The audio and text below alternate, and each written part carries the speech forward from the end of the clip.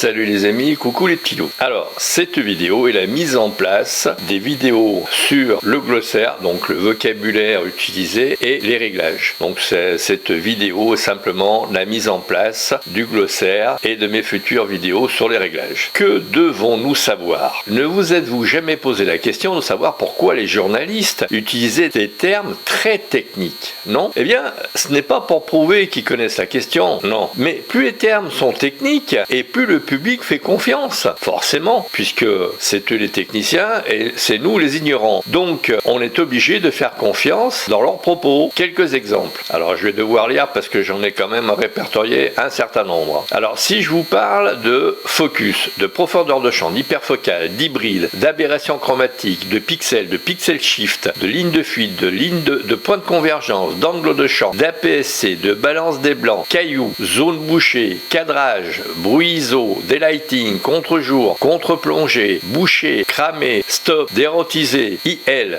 focal, HDR, loquet, high-key, macro, RAW, FLAR, bokeh. Et alors, je vais terminer par bloquet pour l'instant. C'est un terme que tout le monde utilise, à tort et à travers, et les journalistes ne savent même pas l'utiliser correctement. Parce que, en termes japonais, le bokeh veut dire, ça désigne une texture, un rendu flou, en dehors du plan d'honnêteté, la dégradation des couleurs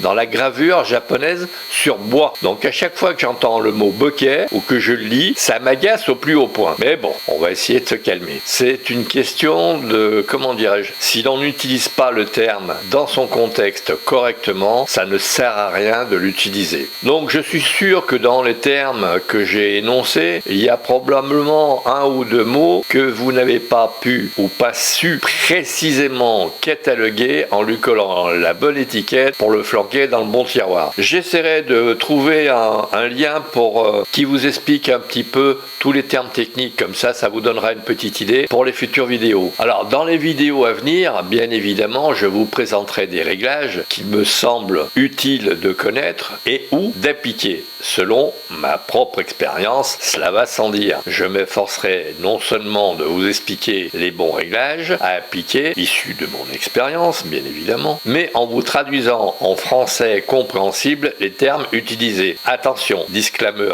en anglais. Je ne parle pas dans l'absolu, mais les réglages que je vous proposerai seront issus de mon expérience, voire des découvertes que j'ai faites récemment et que je pourrai faire encore à l'avenir. Par exemple, comme la photo en mode vidéo que j'ai découvert par pur hasard. La pratique de la photo avec les hybrides évolue sans cesse au fil de la mise à jour des firmware, comme par exemple passer de la 4K 30 images secondes à 60 images secondes. Alors le firmware, on va commencer. Le firmware est un micro-logiciel de gestion pour un appareil photo donné. Par exemple, un firmware pour le Z8 ne sera fait que pour lui et non pas pour le Z6 II par exemple. Il y a certains réglages que l'on pourra faire avec certains modèles, pas avec d'autres. J'essaierai dans la mesure du possible de vous proposer des réglages qui soient universels, donc sur tous les boîtiers, que ce soit de la marque Nikon ou d'une autre marque.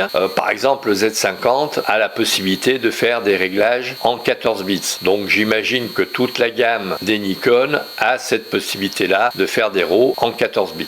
Pour ceux qui souhaiteraient faire du JPEG de qualité, il existe chez Nikon la possibilité de faire du RAW en même temps que du JPEG de qualité. Le JPEG, par exemple, le JPEG fine, c'est la qualité la plus fine que l'on pourra avoir, assorti d'une petite étoile, veut dire que on prendra soin de la qualité du fichier avant de s'atteler à la compacité. Le brut de capteur étant par exemple un fichier qui recense toutes les données reçues par le capteur, à l'inverse du JPEG qui lui a déjà traité les données du capteur. Donc c'est déjà une interprétation du dit fichier. Alors il y a certains boîtiers qui, paraît-il, ont des JPEG qui sont super extra, supérieurs en termes de rendu au RAW. Mais j'allais dire c'est destructeur. Donc à manipuler avec précaution. Voilà les amis, dans cette vidéo, je ne vous en dirai pas plus. Je vous dis restez à l'écoute et en attendant, faites de bonnes et de belles photos. À très vite!